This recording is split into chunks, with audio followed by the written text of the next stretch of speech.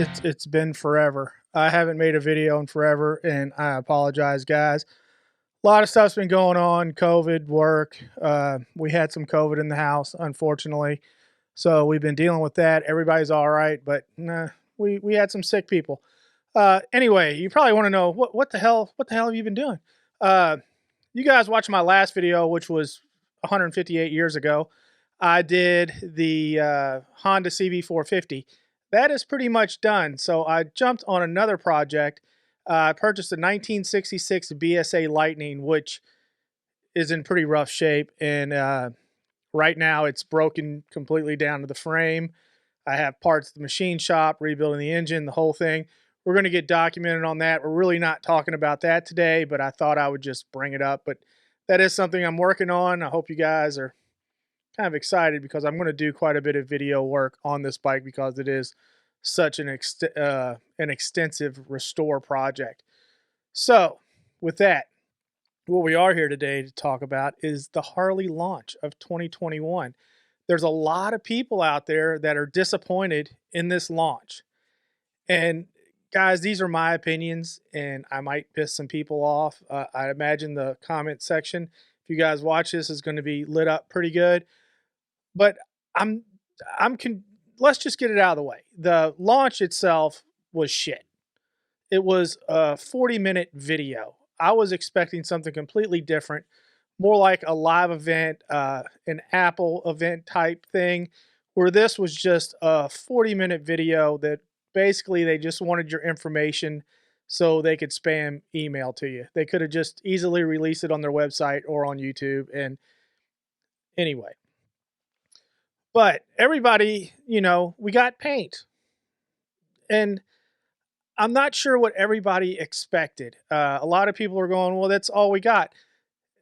We have short memories. And why I say that is we have a brand new Softail lineup that's 3 years old. We have a brand new motor, the M8, which is only 4 years old.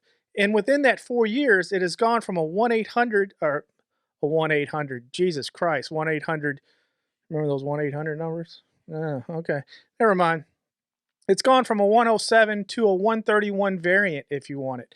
So the M8 engine it's a great engine and it's brand new in engine terms.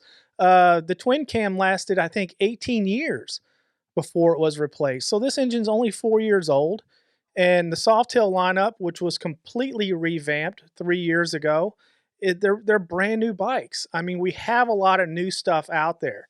And I just not sure what people were expecting. I know Harley's been dangling these fucking carrots out in front of us, with the Pan America and the Bronx and the Custom. And unfortunately, I think the Bronx Street Fighter was killed off completely.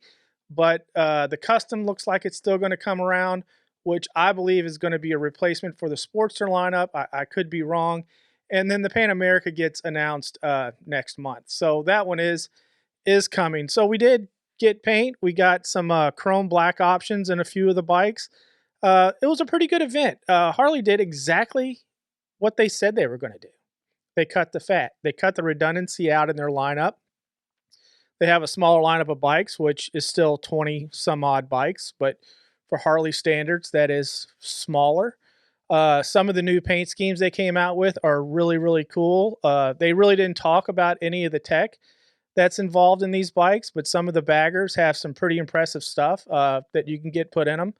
And, that's another thing that people talk about is where's the tech in Harley? Harley produced the most technologically advanced motorcycle ever, and nobody bought it. Livewire. Granted, it was $30,000, but there's not another bike out there that has the type of tech that bike has in it. I mean, it is the pinnacle of an electric motorcycle. And I rode it. And if you guys haven't rode it, it's a phenomenal motorcycle. It's just a shame that it's $30,000, but it is what it is. Harley is a premium product and, their prices do reflect that.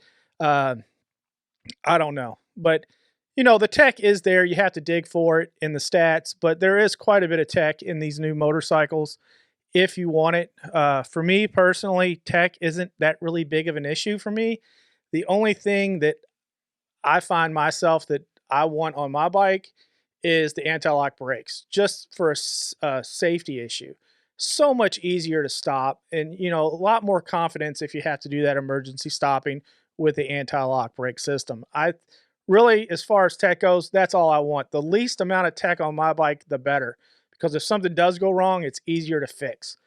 For instance, that CB450, it's got 3 wires.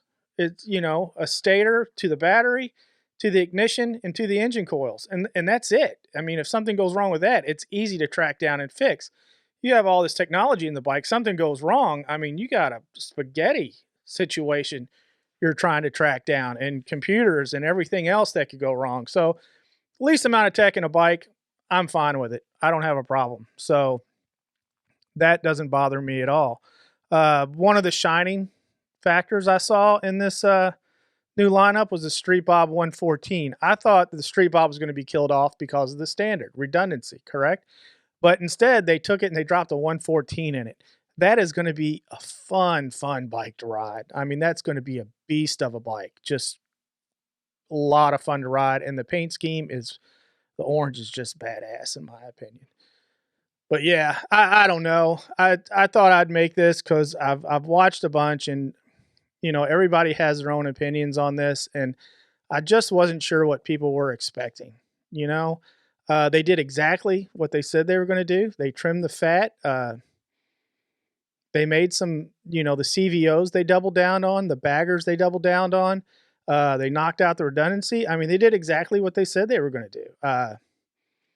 That's what I was expecting, and that's what we got. And not that they're bad bikes. I mean, they're awesome bikes, man.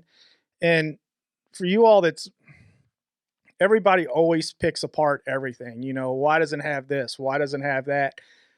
There's no such thing as a perfect bike, in my opinion. If you want your perfect motorcycle, you're going to need to build it, because there's no such thing. Because what you want, I may not want, and what I want, you may not want. So, I mean, they have to build a bike that appeals to the masses and not just individuals. And we need to keep that in mind. And I know this sounds like a big Harley boy, fan club video, but those are just my opinions, guys. I thought it was, the lineup was great. It's exactly kind of what I expected to see. Again, solid bikes. We have new stuff. The M8s, the Softails, that's all. It's baby. It's in its infant years. It's 3 and 4 years old. But we'll see. We'll see when the Pan America comes out, because that is a completely different bike for Harley, and a new water-cooled engine, which they say produces crazy amount of torque and horsepower. So I don't know. Excited to see. We'll see how it does. Harley's track record for off of the cruiser line is not very good. Well, not that they've done a lot, but it seems like every time they come out with a radical new design, like the FXDR or the V-Rod, or bikes like that, they just never seem to take hold and sell. But maybe this Pan America will prove me wrong, and it'll do really well. I'm excited to see it. But I don't know, guys. That's really all I got. Imagine you're going to light up the comments below. This really wasn't. I don't know. I don't know what the hell I'm even trying to say, but like always, guys, I appreciate you guys tuning in. Let me waste your time as always. If you like the video, please give me that thumbs up. If you haven't subscribed yet, hit that subscribe button. Should be right over here somewhere. I sure would appreciate it. And like I said, stay tuned. We have some build videos coming up with this BSA that should be pretty cool. And hopefully the weather breaks soon, and we'll get back out on the motorcycles and get some moto vlogs done. But again, guys, appreciate you guys tuning in. Till next time. Later.